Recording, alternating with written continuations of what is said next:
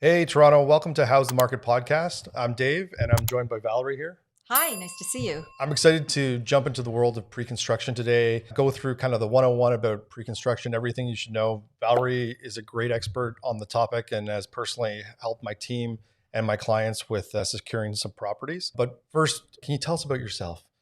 Thank you for having me on the show. I'm really excited. Thank you for being here. So, I've been in real estate for about 30 years and I'm dating myself a little bit, but I've got a lot of experience. I have a pre construction division within Sotheby's here with my team. So, can you tell me about your journey into real estate? I Yes, think you started pretty young. I did start. I was probably 10 years old. My father was one of the founding partners in Green Park Oh, wow. back in the 60s and 70s.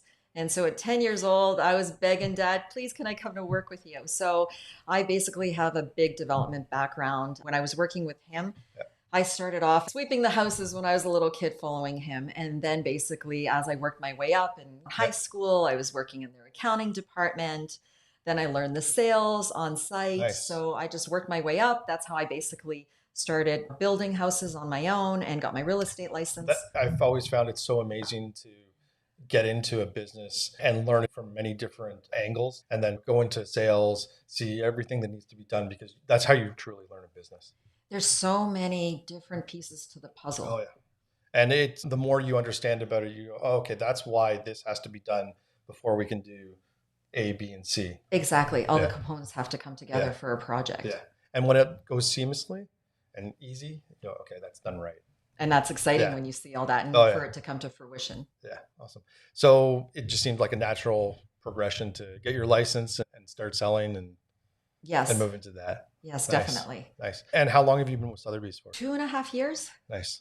So I'm excited. We're with a Yeah. great brand, great group of people, great collaboration And within our offices. very excited you're here to guide us. I don't do a whole lot of pre-construction, so the support is always very appreciated when we do pre-construction deals and when we have clients that ask about it. It's always nice to bring in somebody who's truly a professional. I always say, whether it's you're looking at the home inspection or you're looking for a mortgage person or the lawyers, bring in the professionals, talk to your accountant about the tax implications. Excited to be here and so I can give a one-on-one as to Yeah. how pre-con works. Yeah, absolutely. It's Teach very me. it's very different than resale. So It is. yeah, total different beast. Yeah. This is the avenue to get in as even a first-time home buyer as an investor. Yeah. The market's got crazy and years back, the first-time home buyer could get into a detached home. Yeah. It's no longer like that anymore. So the first-time home buyer is looking at buying a pre-construction product. Yeah. Most likely it's a condo. Yeah. Pre-construction means that there's different things. It could be a townhouse, it could be a single detached house, and it can be a condo. Yeah. So maybe just back up a little bit. We'll go the developer, the builder secures an area of land that they wanted, and then they'll put together different plans for whether it's detached or condos, and then put that out to the public and build a sales center and start offering them for sale. Am I skipping over a few steps probably? Condense it. And that's where the public starts to see it. They might hear about the acquisition and the marketing starts and we see the Instagram ads and we see people talking about it. Or driving along here in Etobicoke, we see the signs for properties that are coming. Also the Toronto signs with the little orange development there. And so once we're aware about it, then it's the release date comes with the different floor plans, different options that people have. Different options. Basically, what gets released are the floor plans, the price range sheet, not specifically the price. So I'll explain that as we're going along. Yeah. The incentives gets released, the deposit structure gets released. Yeah. So they usually give people 2 days or so to review all of that, and then they'll open up the worksheet portal. Yeah. And so what happens with the worksheet portal is your client's information. This is what we need to submit a worksheet. Mhm. You need the client's name, the contact information, their driver's license, Yep. their employer, and what their occupation is. And then they pick their three choices. Okay. So it's like, say it's option 1A, Yeah. 2B, 3C. That worksheet gets submitted within between 3 to 5 days. The developer comes back with an allocation out of those three choices. Yeah. And so when they've basically, you go back to your client and say, look, you've been allocated a suite. This is what you've been allocated. It could be on the 8th floor. So let's say 803. It'll tell you the direction it faces. It actually at that point gives you the specific price that you're paying. Okay. Because every unit's going to be slightly different. So the square footage is different. The layout might be a little bit different, the view, and there's different costs associated to each one. Yes. So it's almost, if you imagine an offer night on a massive scale. Yes. And you get to say, hey, I like A, B, and C, and submit it. And hopefully one of those come back. Sometimes they'll come back with E or F. Different options that almost fit what you're looking for, but slightly different. It's usually, yes. It's usually your top two that you usually get, but sometimes, you know what? Yeah. If they only have one or two floor plans, that's where the discrepancy comes in, and then they'll come back and offer you something else. Because if they've only got two of something, and there's 30 people that want the two, so it's almost like a lottery system sort of thing. So once you're given saying, okay, you've got this allocation, these are the specifics, you go back to the client and say, does the client want it? Yes or no?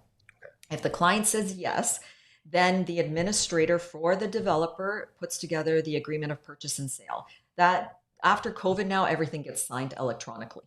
Yeah. So once basically the purchaser signs that and it gets executed, we start in the 10-day rescission period. So that's your cooling off period. Okay. And in those 10 days, the purchaser can decide, I don't want to go through with this. Yep. But in those 10 days, I definitely recommend that they get a lawyer review. Talk to a lawyer. Yes. A pre-construction lawyer who understands contracts, not necessarily a regular lawyer, because those contracts are pretty standard, but you have to understand that there's other fees. Sometimes there's clauses that the lawyers look at and ask for some variation. So you have to understand what those clauses are. So often people are looking for what the fees are going to be. So like park fees are one things that I've seen, just capping to say, hey, there are going to be fees associated with it, but we're going to try and cap it so it's not going to go over that. Also, things people want to look for is like the right to assign the project if that's possible. Yes, the parkland fees is section 37. Oh, wow. I know, I have the insides and outs of all these contracts and so forth. Section 37, but which paragraph? Oh, it's 8. I'm probably wrong on that, but I probably won't know. Anyway, so that's across the board in the city of Toronto for every development. Those are standard builder forms? Yeah, those are standard builder forms. And then that's a standard fee that gets paid to the city. Yeah. And the city allots that to parks, libraries, recreational centers, anything that they feel that the area requires and needs. Okay. So I imagine if we're moving outside of Toronto, Mississauga has their own forms. Yes.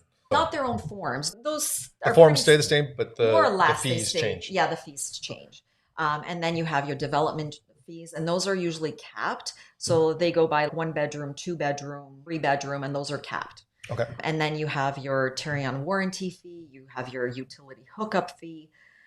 I've also seen at other projects downtown where the developer is passing along, they're building a new subway station where they're passing along. Jeez. Yes. Yeah. And those can be hefty. That's why I always say you need that lawyer review done.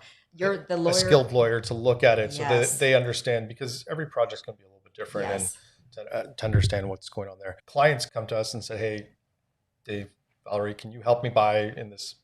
And we get one of the ones that they like. We've signed it. Now we've done the 10-day review. And they said, okay, we like this. Typically, is that when a deposit check is delivered, or is that on the first? It's delivered actually when the person signs. Okay. So it's bank draft usually. And then all the post-dated checks are delivered. So that's kind of a dinosaur in the way that the developer is still doing things. And those post-dated checks sit with the lawyer in their file.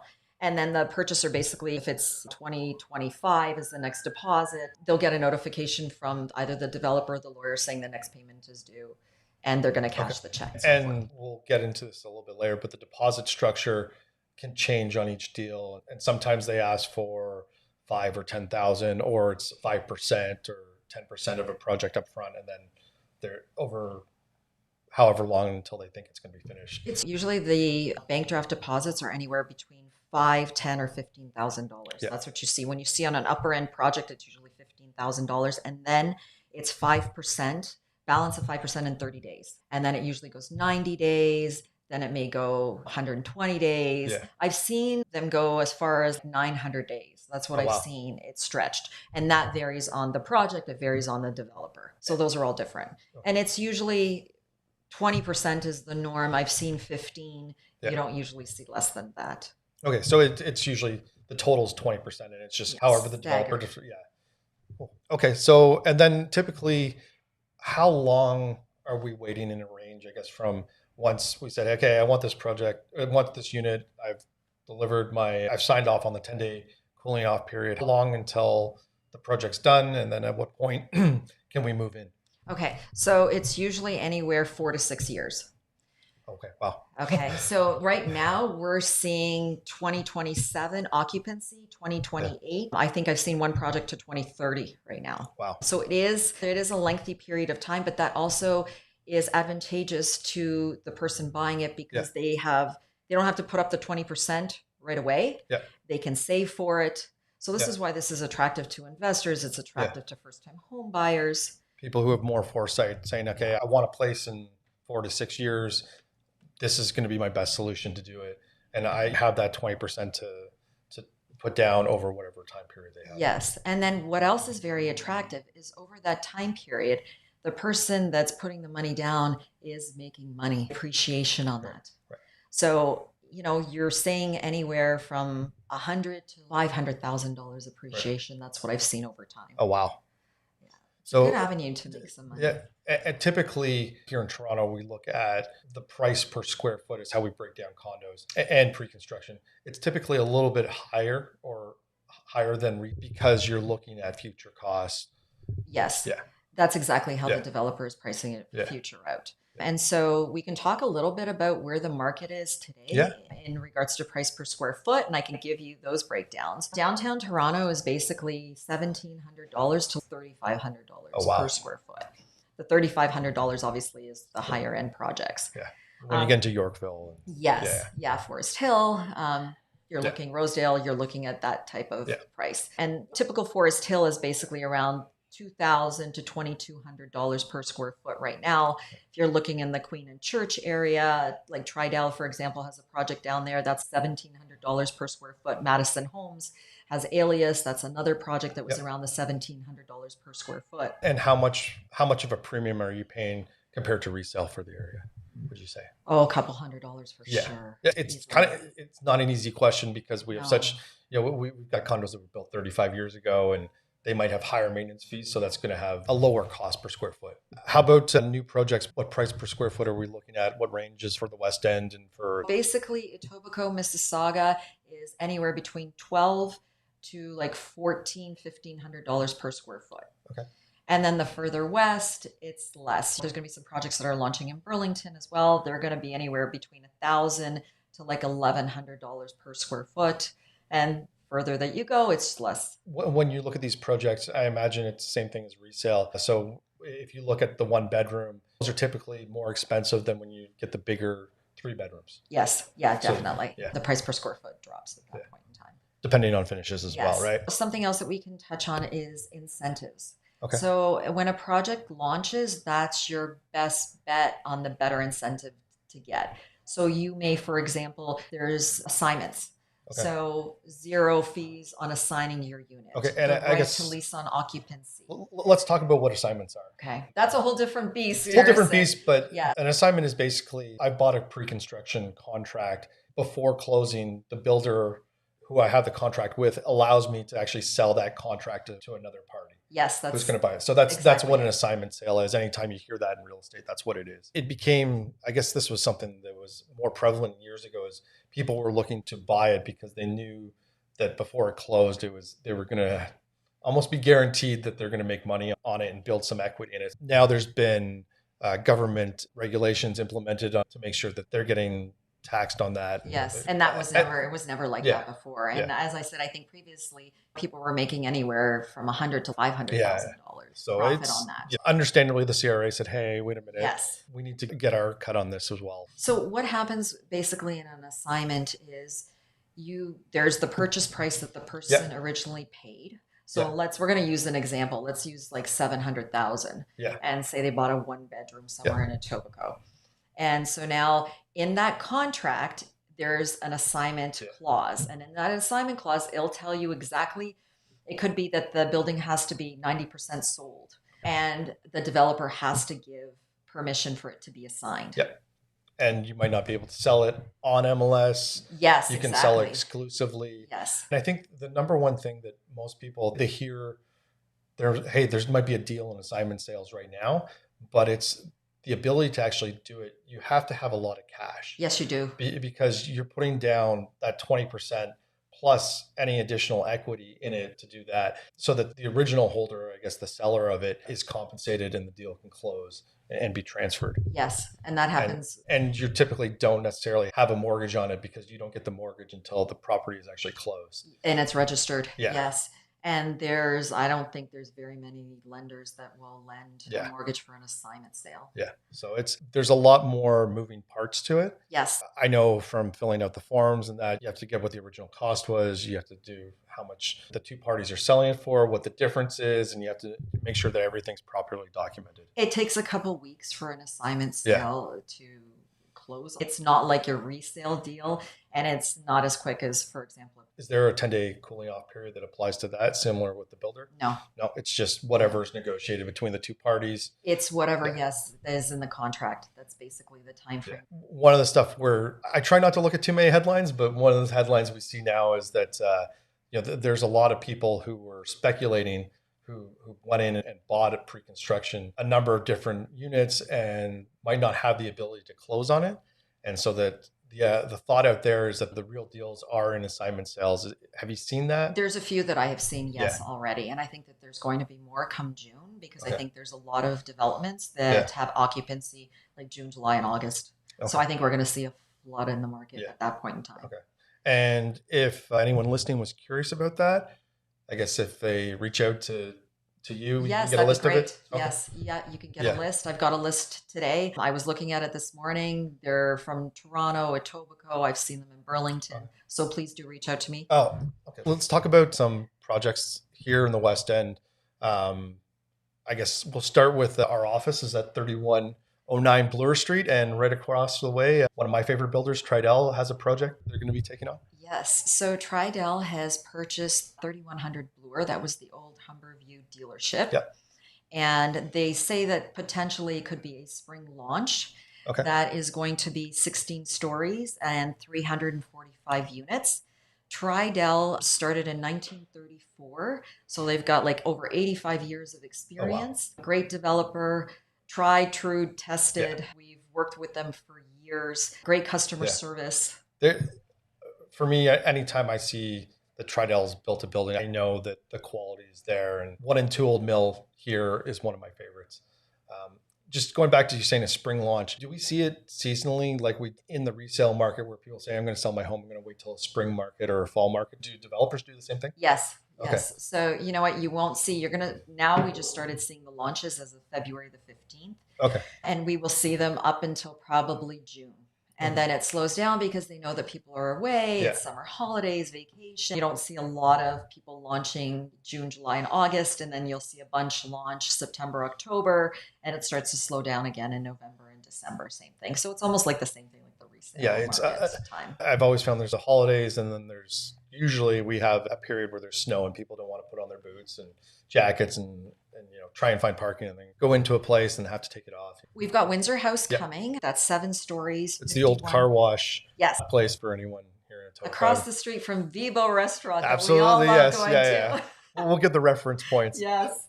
Good advertising for them. And that's by one property. So they started in 1987, but they started out west. Okay. So Edmonton, Calgary, they just recently started venturing into the Toronto market. Do we see a lot of international builders or national builders coming to the Toronto market? Yes. Yeah. There's a ton. There's another developer that I'm currently going to be launching some product for. They are in the UK. They're in Dubai. They're out in Miami. So yes. Stay tuned for more. Yes, definitely. Nashville, Miami, St. Kitts, Bahamas, and St. Martin. Oh, wow. So there's a lot of launches coming.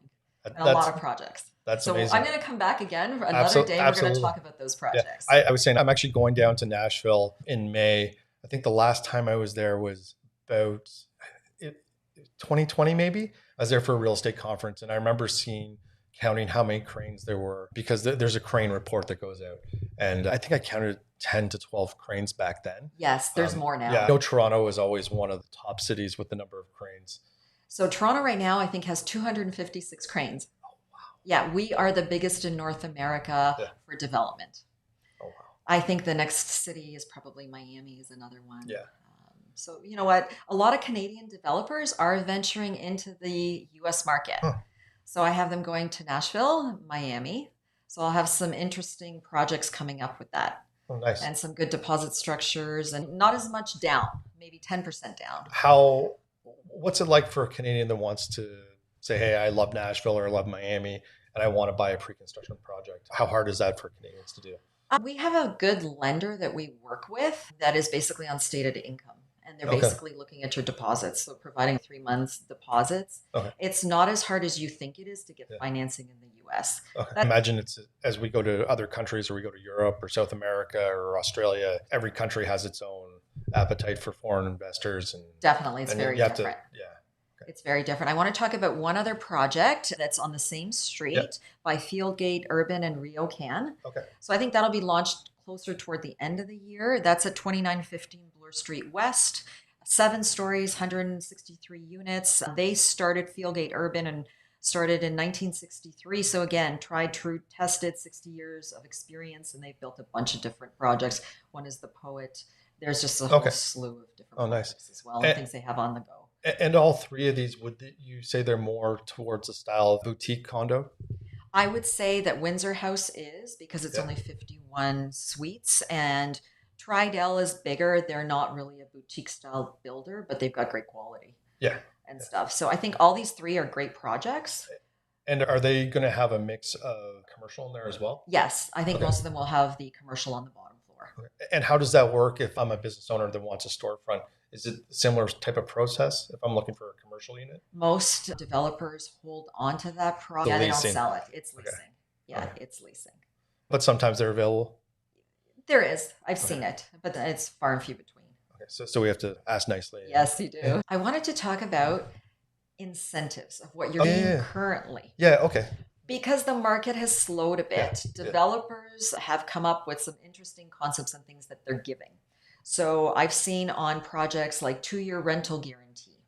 Okay. Okay, so I've seen that. So then, hey, if you're sort of looking at this from an investor's lens, we're going to say we're going to guarantee you X amount of rent for the first 2 years. Altry has, yes, Altry is building in Scarborough. Highland Yeah. Commons is called the project, and it's Okay. close to the U of T Scarborough campus. Okay. And so it's very limited on housing over there for Yeah. students. Yeah. And this is why that project is so attractive. Yeah, I think a studio starts at 400. So they're giving on certain suites, not Yeah. on all the suites. They'll give the 2-year rental guarantee. I think it starts at the 1 bedroom and den and so forth. And I think that starts at 600,000 and change. So there's that. I saw another project where they're giving 7% interest on your deposit to a Interesting. certain value. Yes. And then there's some flexibility where they've cut some costs where they're giving $20,000 off Yeah. on the purchase price. Extended deposit structures, that's something else that I've seen. Upgrades for Yes, for different, upgrades, kitchen island, things like that. Or they'll give you a credit on closing. So they'll give you like a 10 or 15, $20,000 credit on closing. We were talking earlier about parking and lockers. It's generally a la carte. So Yes. I say, hey, I want a unit.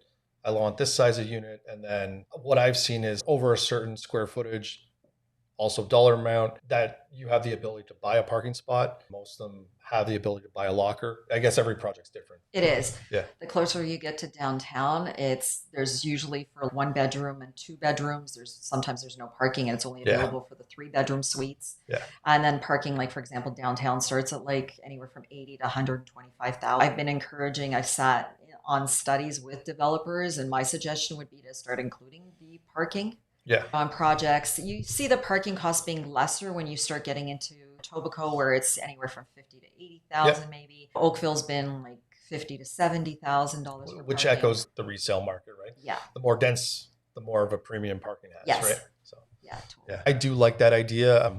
That's just the way I am. Bottom line, total cost. What's this going to be? And give me the 3 options, and I'll pick which one I want to upgrade to. Yeah, I totally agree. Yeah, I think that's the best way. I think we've hit on everything. Yeah, I think we've talked about a lot of stuff. Maybe Is that a timeout? no. I think that's somebody's messaging me Oh. on my follow up boss. Do we have? I guess this is going to be more as to we move towards the suburbs. Do we have more detached developments, or is that typically as we get further, like north of the GTA and further west and east of it? So yes, you've got more detached product. You've got townhouses. You have detached homes. You start getting into like Cambridge, Kitchener. I'm going to a launch on Wednesday Okay. for Kitchener. When you start getting further north Yeah. into like Bear, so definitely Cambridge is So, the next big thing. so pre-construction has a variety of different options for whatever you're looking for. Yes. In the market, I guess in sort of the last year, we saw a lot of buyers and sellers take a pause, say, hey, let's figure out where interest rates are going. Let's wait until the ground beneath our feet is a little bit more stable and not shifting, so we understand what's going on with the market. Since, I guess, mid-January, we've really seen buyers' confidence return to the market and sellers adjust where their expectations. And so transactions are starting to happen. I'm interested to see what the numbers are for February. I think we're going to see an increase in volume of transactions from January. Are we seeing the similar things in the development side, in the pre-construction side, where the sellers said, okay, let me wait and see what's happening here, and builders and developers are doing they the same held thing? back. So what happened? For example, like 3100 Bloor, I think was going to launch last fall. Yeah. And they just, when they saw the interest rates going up and they saw a little bit of fear in the market and people holding off, they put off those projects. So there's a lot of developers that did not launch and that are going to be launching now in the spring. I can imagine from a developer's perspective, there's a lot of different things, especially when you're dealing with supply chain issues. Yes. And here in Toronto, labor is a huge thing. You're looking for skilled labor. Hard to find. Very hard to find. Yes. Yeah. I think somebody was telling me about the crane operators, how they'll go up and they'll spend 10 hours a shift up and that's what they do. Yeah, that's crazy. And they make so much money at it too, because they can't find people to do that job. I always look to see if they're working on the weekends, like if it's moving, if they're working on the weekends, what the hours are. It seems like there's sunlight or just working. Before they're out there working. Yeah, they're working. You know what? The developer has timelines to meet and guidelines with carry on warranty as well. Okay. So they push the projects along.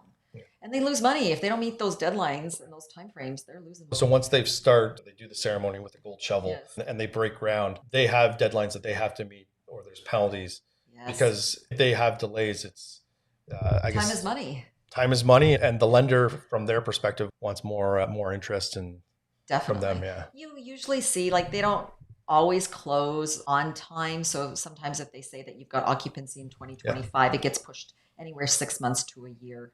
Yeah. And occupancy to registration, depending on the size of the building, takes anywhere from 6 months to a year, basically. I think anybody who's done some sort of home renovation always budgets in that extra, okay, I hope we're going to be done here in May, but probably going to be closer to June. And when you're doing that on a much larger scale, it's totally understandable. One of the things I look for when I help clients that they're looking at your 1-bedroom, 2-bedroom condo is the layout, the design of the kitchen, how functional stuff is. My pet peeve that I've seen recently is that kitchen wall. Yeah. There's the island, there's the prep space, or I call it peninsula, but you told me it's the L pattern. Yes, it is. But I think that's just such a great way to think about how to use the space and how to maximize it, because you don't necessarily have to go buy a kitchen table, and it gives you the space to prep. And if you're working from home, you can work from there. It gives you a wide range of things to do. I think an island is a great addition. That's usually an extra. I actually sat in again. I had a developer. It was actually, if I can mention, National Homes for their North Shore project that's going to launch in Burlington. Okay. I think in April. Price point's going to be starting at $499 for a 1-bedroom. So they had us, a bunch of realtors, and we sat in on one of their studies, and they were showing us floor plans and saying, "Do you like A or B?" And some of them they were asking, and the A would have no island. And that's amazing. It is amazing because we got to put our input, and they're actually going to listen to, we know what the consumer wants and what the buyer wants. So they're a great developer that is listening and wants to hear from us because the product will sell faster. Yeah. So it was very interesting. They had even upgraded packages and what was included in those upgraded packages. So they had so many questions that they were asking us for feedback on. That's so good. I think it's in any market when you're selling and there's high demand for it, maybe you can cut a few corners and you don't necessarily have to put the thought into, hey, what's going to be the best thing for my clients? You still have their needs in mind, but it's okay. Maybe if I actually, we'll use airplanes as an example. Maybe if we made those seats just a little bit bigger, we might lose one row. Now it's going to be considered more of a quality flight for people, and they're going to enjoy it more, and they're going to recommend it, and they're going to be repeat customers. So I'm always so refreshed to hear that in any industry somebody's thinking about that. So something else that I've seen, there's a project in Oakville that they brought in geothermal into the project. Oh, So interesting. there's different developers that are bringing in environmentally friendly options as well. So There's that's a something else that I've seen lately. there's a project or this is years, maybe it's 20 years old, 15 years old in Roncesvalles. I think I want to say 427, but it had thermal. Yes. I can't remember the Yeah, name of there's a it. few projects now Maybe called the launching. Roncesvalles, an old one. Yes. Yeah, that's definitely older technology that Yeah. they've totally refined. And it's something that in the long run, it will be cheaper on their maintenance, paying up front for it now, but they will reap the rewards in a few years. Yeah. Interesting. Is there a style of development condos that you like or pre-construction? For me, a lot of Toronto has glass towers.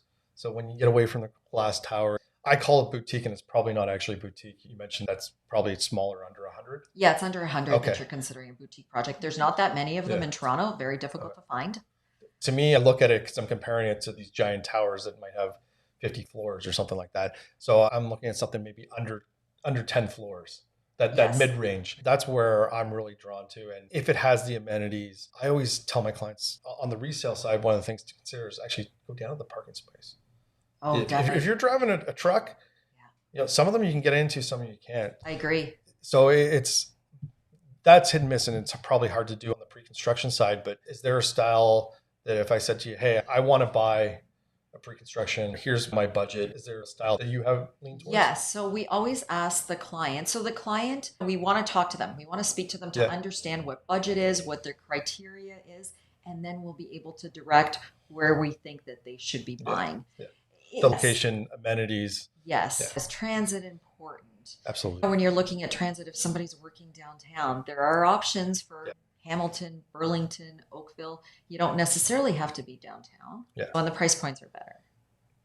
Awesome. Yeah, we'll have to definitely have you come back. I've got so many other questions about developments coming out here. I think we talked about over by 6 Points and Apache Burger, the Mr. Christie's in Park Lawn. Park Lawn. So I think the one last thing that I want to talk about is being a VIP agents with these developers. So this is something that's unique to the Toronto GTA area. Yeah. So I have been designated a VIP agent, and what that means is that I work with the developer, as I said, prior to these projects going to the market. Yeah.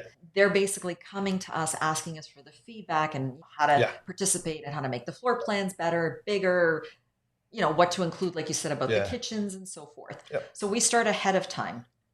Starting ahead of time also means that I get first dibs on the better suites, the better incentives.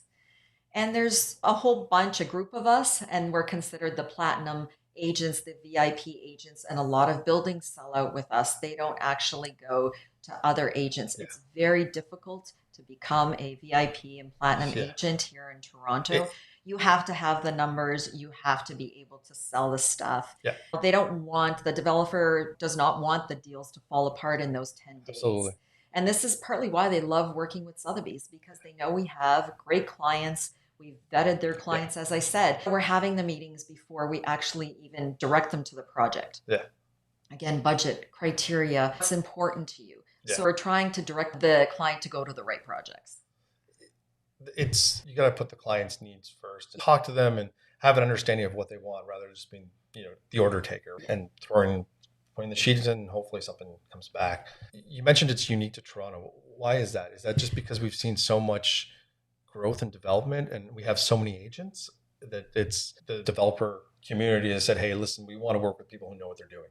Yes, and that's what it is. And they know that with these 20, 30 VIP agents, they know that we'll be able to sell out the project. I can imagine in a model like that with having the VIP agents that very few of the deals that are written in that 10-day review that don't get closed because everyone's done the pre-qualification beforehand. Yes. So there are some that don't. Yeah, there's always going to be some. There's always some small percentage. Yeah. You don't see it that often that the person pulls back. Yeah. Just because, again, you've looked at the project, you've vetted the client and trying to figure out where they should go and stuff. So I don't have very many deals that fall apart in those 10 days.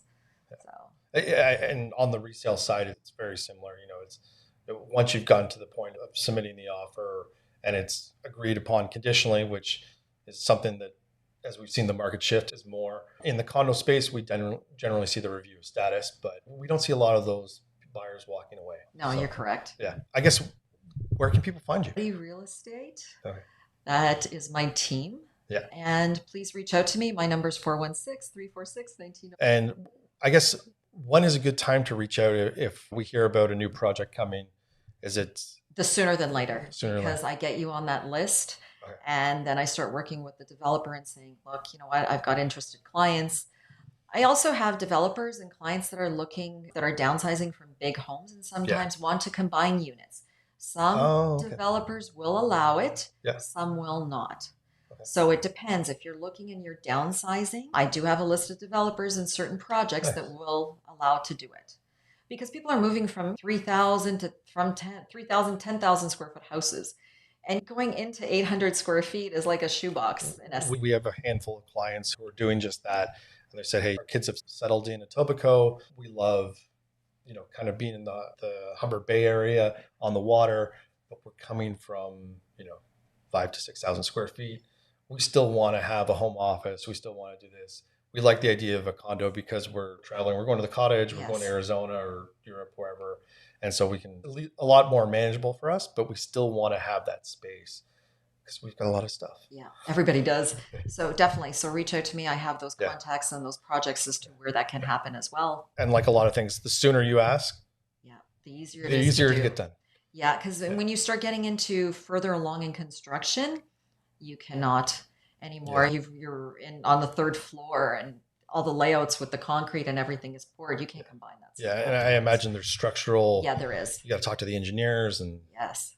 And now the more that happens, it just sounds like it's going to cost more and more. It costs more money to combine those units. You're paying that because you are sitting down actually with the architect and going through what you're going to alter, but you're customizing it. Yeah. So there's a few projects that I have downtown that you can customize the suites pretty much to what you want, more or less.